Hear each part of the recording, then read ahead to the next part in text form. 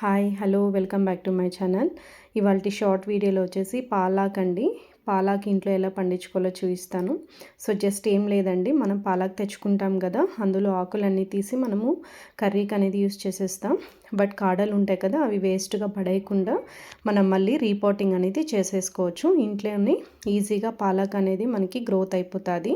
So చూసారా, నేను ఎప్పుడు తెచ్చుకున్నా ఇలానే చేస్తానండి. సో మీరు కూడా ఒకసారి ట్రై చేయండి. మనకు జస్ట్ ఒక 15-20 డేస్కి అంతా మనకి మళ్ళీ ఆకులు అనేవి వచ్చేస్తాయి. మనం మళ్ళీ కర్రీకి అనేది యూస్ చేసేసుకోవచ్చు. సో నేనైతే చూసానుగా మీకు చూపిస్తాను. ఇలా చూసారా, ఒక 15-20 డేస్కి అయితే ఇలా నాకు ఆకులు అనేవి వచ్చేసినాయి. సో ఇంకా గ్రోత్ అవుతుందండి. బట్ నేనైతే ఇప్పుడే వీడియో అనేది షూట్ చేశాను. సో నచ్చిందా అండి? నచ్చితే లైక్ చేయండి, కమెంట్ చేయండి. మీరు కూడా తప్పకుండా ట్రై చేయండి.